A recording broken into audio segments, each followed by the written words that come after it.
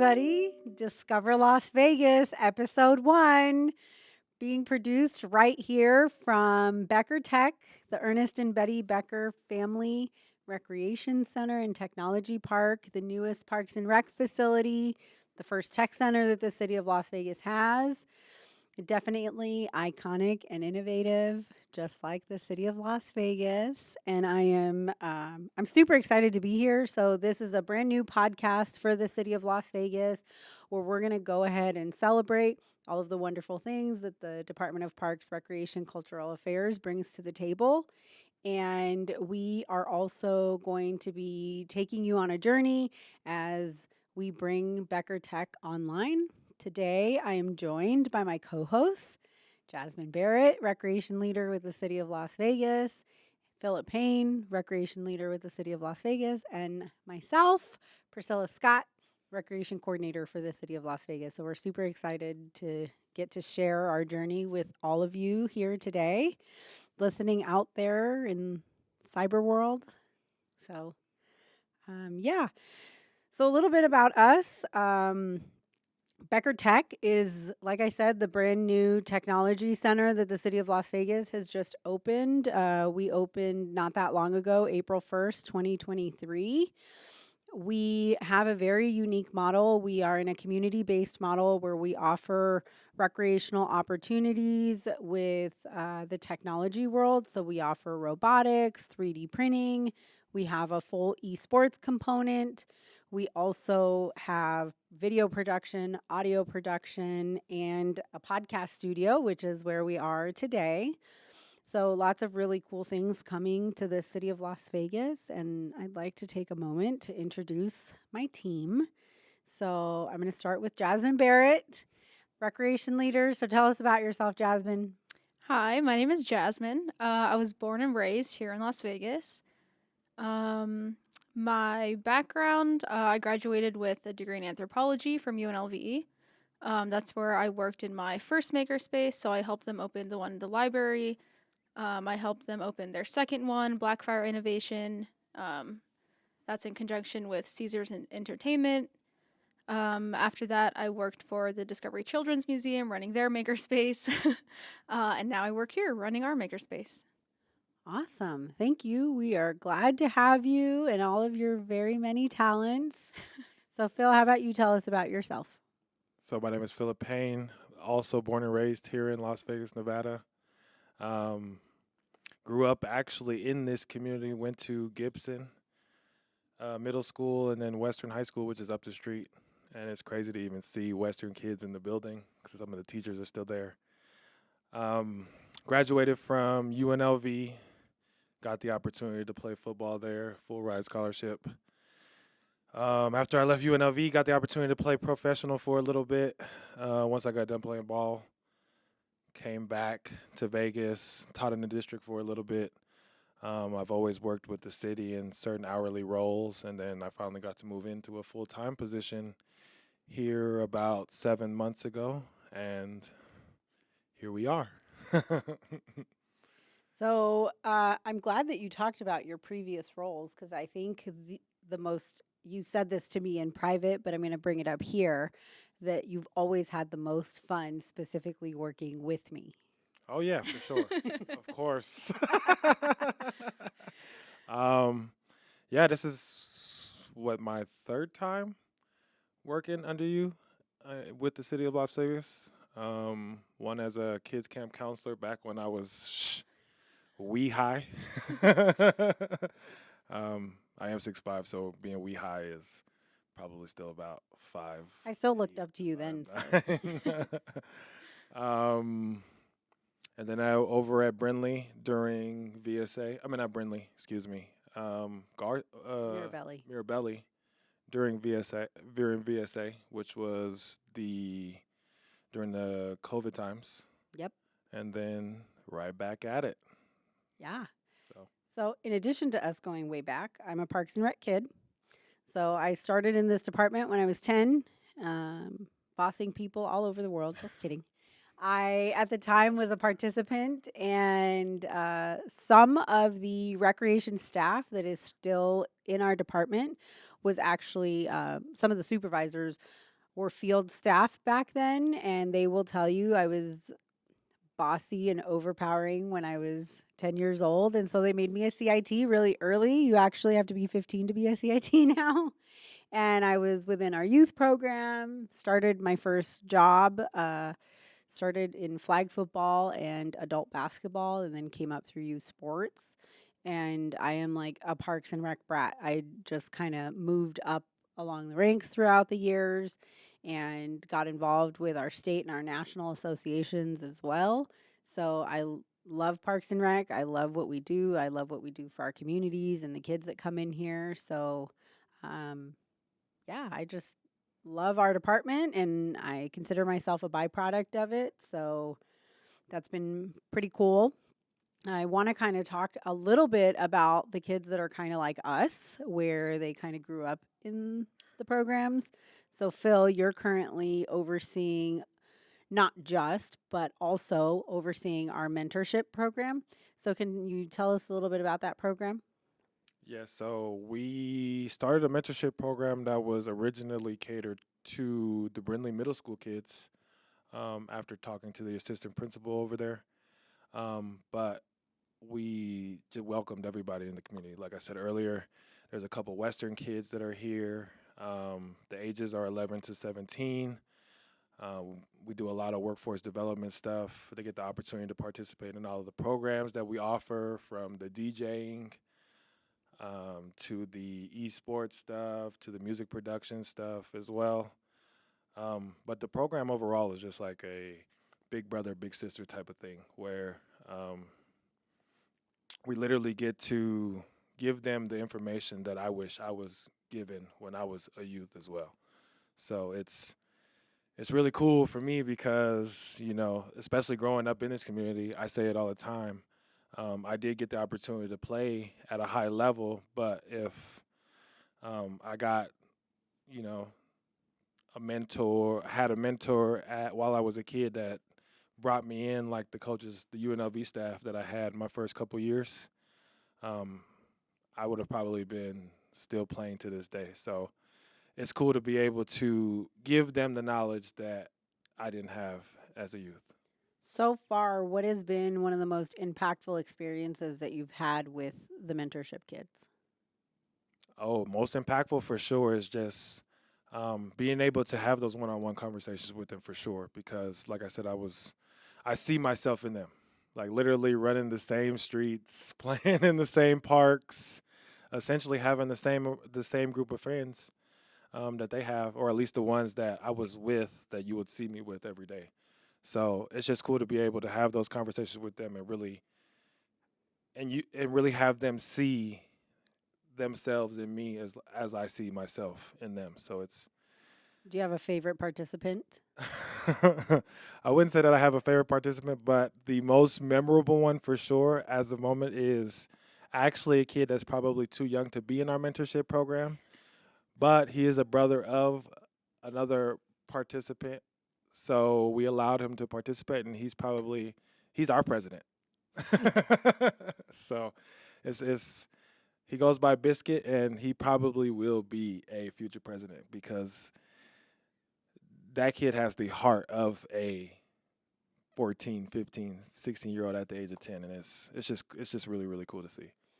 It is really cool. I remember the first day that I realized he was much younger, just because the way he carries himself and his maturity, and like he's witty. Like, we all absolutely love him. But while I'm learning all the kids, I usually have them give me their name and their grade so that I start to commit it to my long term memory. And when they come in the building, I tell the kids all the time, like, greet people by their name and we will do the same. So when he went around the table and he was like, "Oh, yeah, I'm in fourth grade," I was like, "Wait, what? How did you get in the room?" Because that's not our, and I never knew. Like, he is so respectful, so mature, so polite. So it's really cool. And that also reminds me, so I was at a national conference and one of the speakers was talking about that the entry into the career of Parks and Recreation actually comes from being a participant in our programs. And that's how you really foster like a true sense of whether somebody is going to be a good Parks and Rec professional. So, not Biscuit because he's going to be president, but it'll be kind of cool to see what kids from our mentorship program end up sitting on this side of the table and actually programming and running some of these rec centers down the road. So, Yeah, that's it's crazy because that's my story.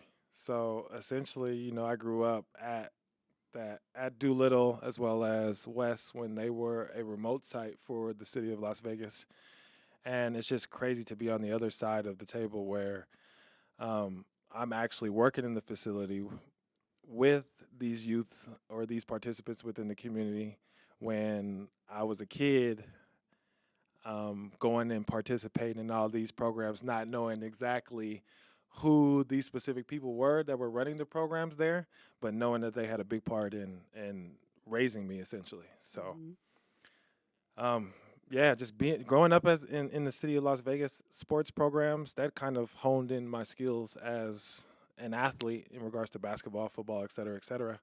And it's even more insane to see is me moving on into that full time role and still seeing people that really raised me still working for the city.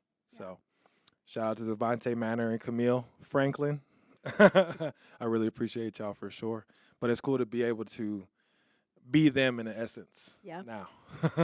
So Someone will be talking about you like that one day. So, right, right. congratulations on that. Indeed. So I mean, we all know about me. Let's hear about Miss Priscilla, the one that made all of this happen. So, a lot of the questions that I get in regards to opening up a state of the art technology center here is that one, how much does all the equipment cost?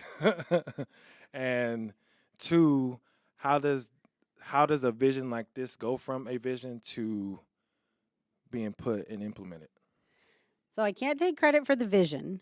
So initially, this was a pocket park. It was formerly known as the Charleston Heights Neighborhood Preservation Park. And it was run down and it was on the list for the city's capital improvements to be renovated. And some of our community leaders, elected officials, law enforcement all kind of came together and they were like, renovating the park is not enough. We recognize that there was a gap in Parks and Rec programming, a gap in services, and opportunities for the kids that were in this neighborhood. So they were like, you got to do better. And so some of our leaders came together and decided that because the city does take pride in being iconic and innovative, that this would be a great spot to embrace the digital age and to put a technology center here.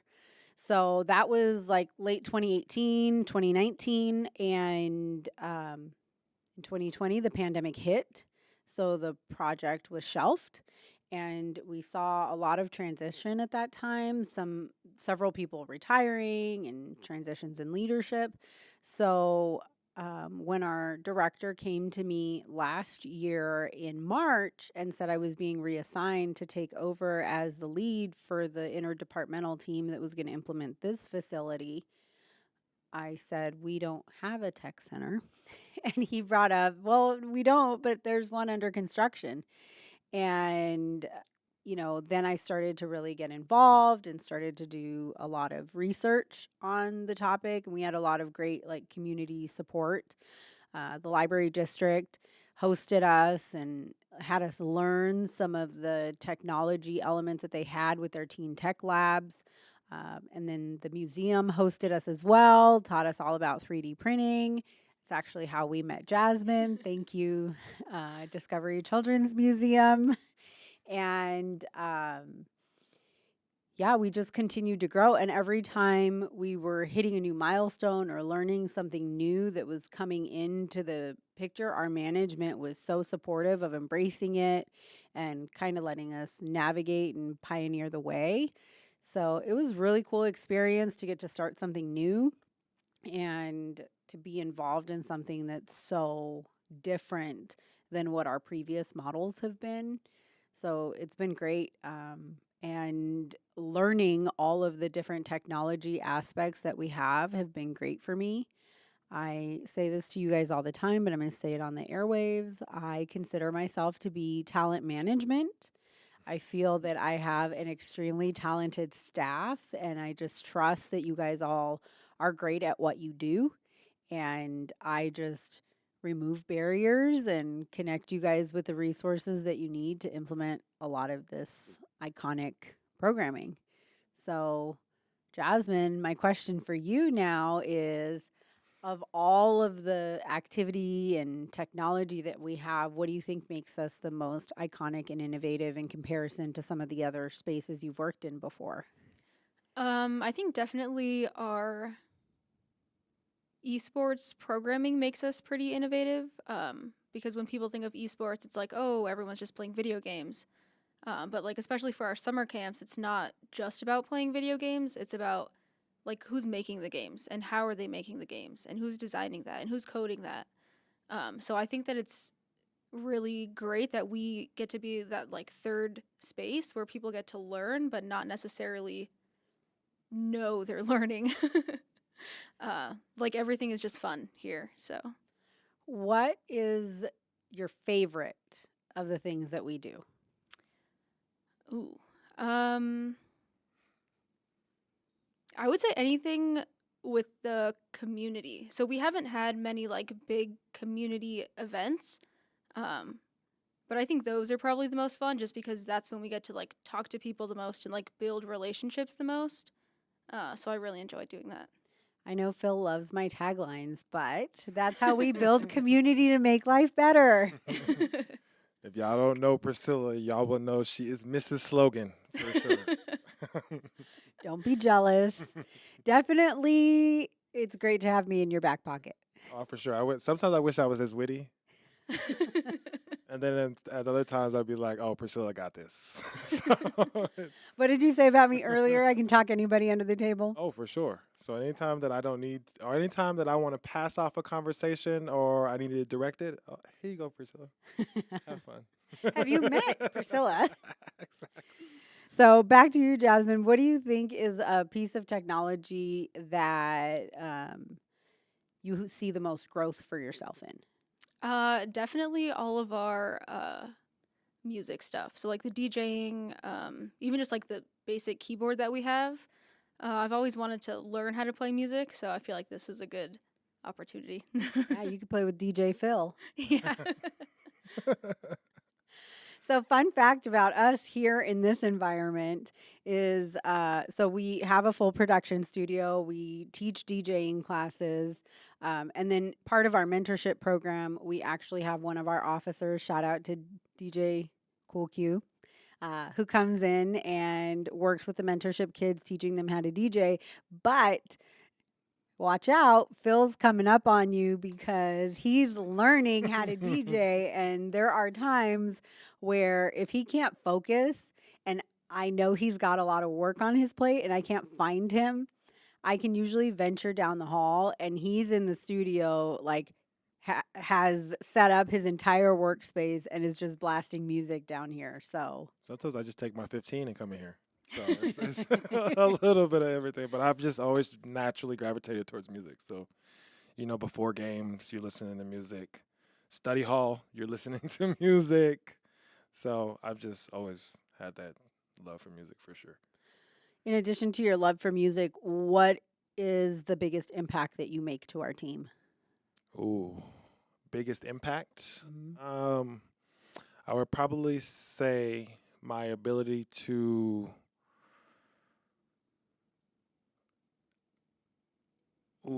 feel or be geez, that's hard. That's a hard one.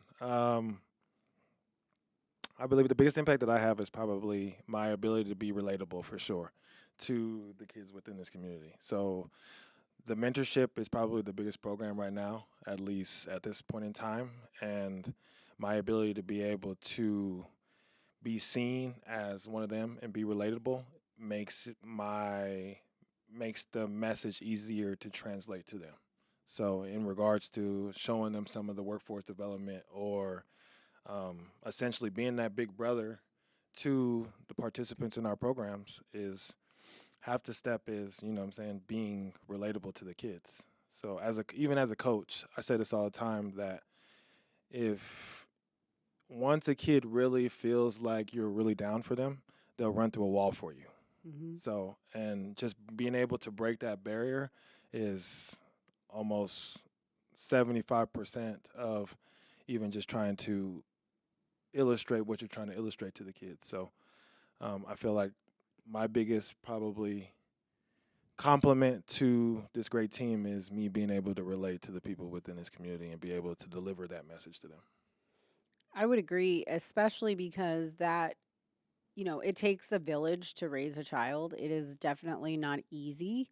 And parents, whether they know us or not know us, they're obviously trusting us with their kids. Like their kids are here a lot and they're coming in all day long. They're comfortable with us. So being able to have a safe space, to have a sounding board, to have somebody that they can talk to and that they can relate to that's going to guide them in the right way, that's really cool. Like I've seen the way you interact with the community and the kids.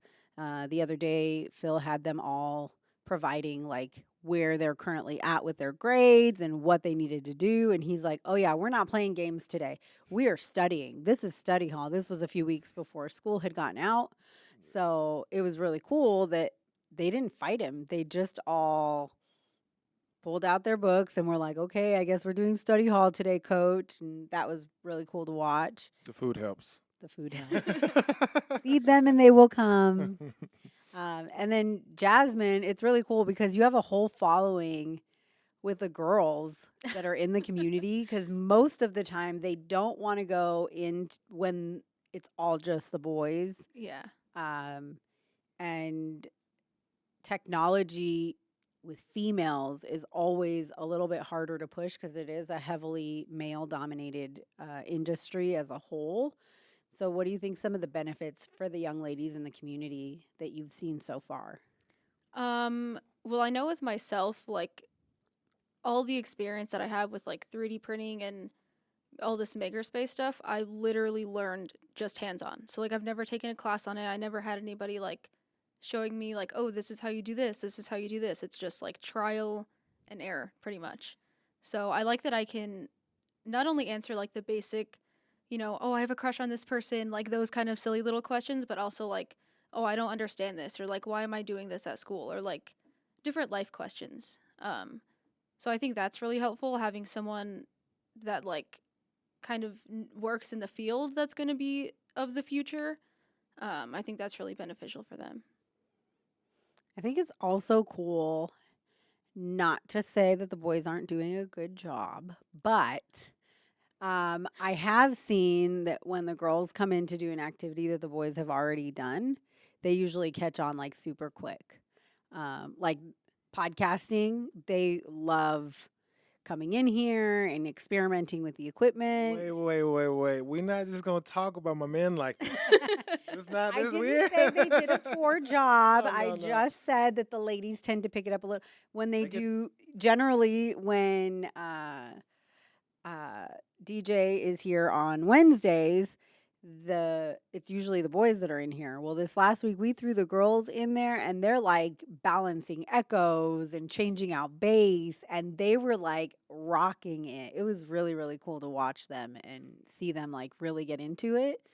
Because sometimes you wonder like, are we hitting the mark? Is there something that we would do better with? And so to see the kids like doing really, really well. I say kids, but if they heard us, they'd probably be like, I'm not a kid. Young ladies and young men in our facility. So that's really cool. Okay, so closing thought. So far, for each of you, what has been the most fun part about getting to be involved in this brand new project? You want to start? I remember like the first actual work meeting that I went to. We sat down and one of the guys who was running it went around and asked everyone their favorite video game. And I was like, there's no way that I'm at work right now. Like, there's no possible way that I'm getting paid at work right now. Like, this can't be real. And I still feel that way, like just coming into work every day and just doing fun things. Yeah. We're the fun people. That's Parks and Rec. Yeah. For me, it's just crazy that they incorporate drones with soccer. So it's like just being able to learn how to build a drone and fly it in itself is unique. But then to be able to learn how to build, fly drones and incorporate it into an international game that is played around the world is one of a kind for me for sure. Because I mean, I want to just fly drones, but then you incorporate the whole drone soccer game portion into it. It's a game changer for sure. So I would probably say drone soccer. Okay. Drone soccer is where I probably struggled the most in training. Definitely a great, absolutely phenomenal program. If you haven't checked it out yet, so it is an international sport. It's an introduction into the aviation industry. We teach participants how to build the drone, how to code the drone, how to program it, how to fly it. And once they've mastered all that, they actually get to compete 5-on-5. And it's an amazing experience. We did a lot of staff training. Our IT team was involved in that. Our team was involved. Some of our department sports team was involved in that. And I don't think my drone successfully flew in all of the training that we did. But again, that's why I'm talent management, and you guys are also fabulous at what you do. And I think what I'm most excited about is just to see what's next. I say in our staff meetings all the time when we debrief a lot of our events, what's next? Where do we go from here? Where do we go from here? And the fact that we are literally pioneering the way for the first tech center of the city of Las Vegas. And at the same time, we get to celebrate what all of our other Parks and Rec facilities are doing throughout the city is amazing. It's a great opportunity. I'm glad that I get to do it with the two of you because we definitely do a lot of laughing. I don't know if we laugh together or at each other, depending on the day. At times, you know. But Sometimes very it- excited to see where we go from here and for all of us to get to discover Las Vegas together. Thank you all for joining us for our first episode. Catch us for our next episode coming soon, and we will see you soon. Come Bye. visit us. Peace.